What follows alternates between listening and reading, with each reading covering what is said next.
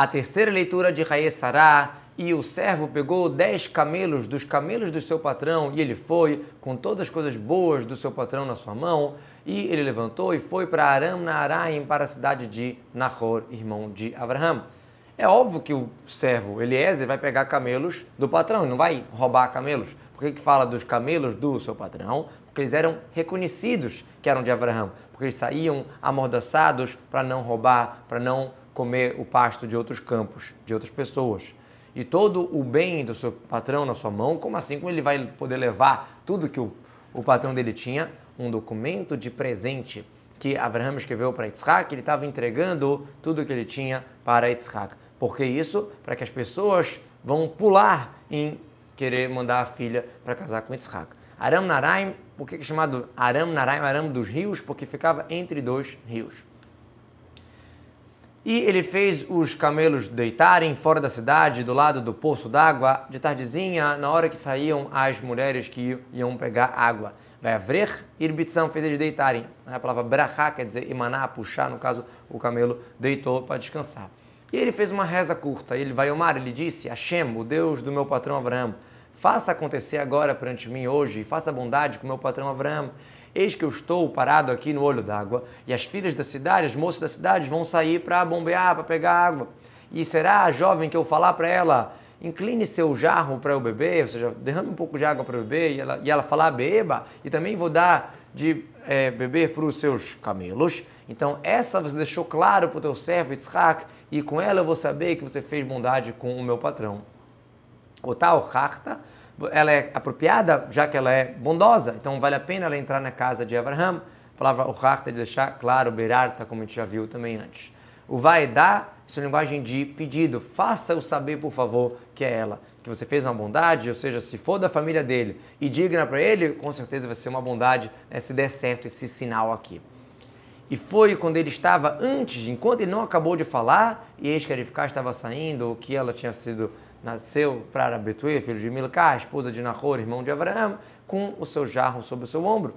E a jovem era boa, aparência muito, ela era virgem, ninguém tinha tido relação com ela, e ela desceu para o olho e encheu o seu jarro e subiu o jarro de volta, né? Tinha que baixar para depois levantar com água.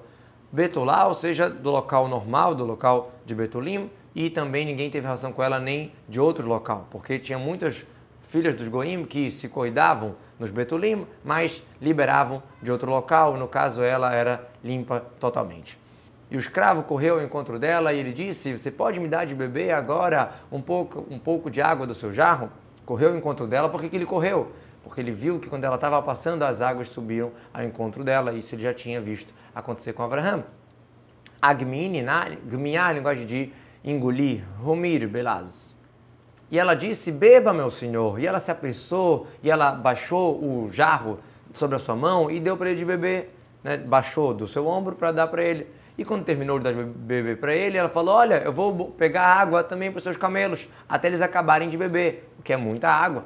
Adim Kilu, Hareim, esse im, si, é como falar que, até que eles acabem, né? Que quando eles acabarem de beber o suficiente, e aí eu vou parar de trazer água para você. E ela se apressou e derramou o seu jarro no shoket, naquela vala que tinha para colocar água para os animais beberem, e ela correu mais para o poço para pegar mais água e pegou para todos os 10 camelos do Eliezer.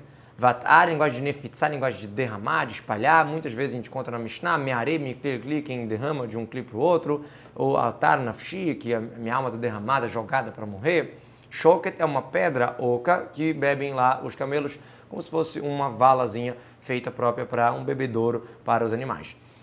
E o homem estava espantado para ela, estava quieto esperando para saber se Deus deu sucesso no caminho dele ou não. Mistaê, linguagem de sheiá, de ficar assustado, né, igual Shaul Arim, né, ele ficou pasmo ali esperando.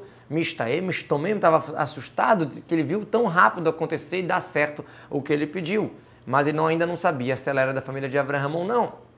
E não questione o taf da palavra Mistaê, porque é normal, não tem para você uma palavra que tem no início da raiz dela, shin, quando está querendo falar no reflexivo, bota o taf entre as duas palavras da raiz. Então, mistae, igual mistolel, de sholal, ou vastomem, de shmamá, de ficar deserto. Istamer, de Vaishmor, de guardar, bota o taf. Sempre quando fica no reflexivo, entra o taf.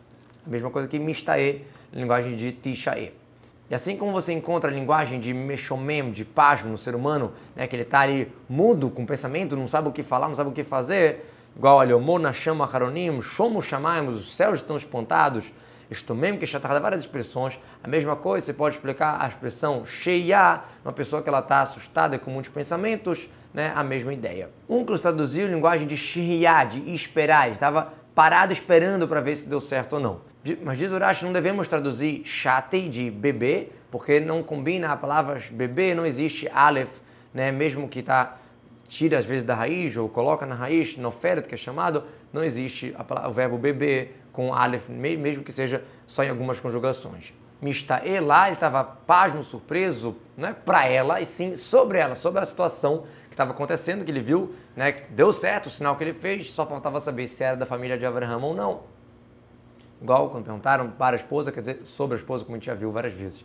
E foi quando os camelos acabaram de beber e o homem Eliezer pegou um aro de ouro que pesava 1 beca e duas pulseiras sobre a sua mão que pesavam 10 moedas de prata. Porque 1 beca é uma indireta ao meio shekel, que é beca, metade para cada cabeça. E 2 tzmidim, 2 pulseiras, como uma indireta sobre as 2 tábuas da lei, que eram tsamudas, eram coladas juntas uma na outra.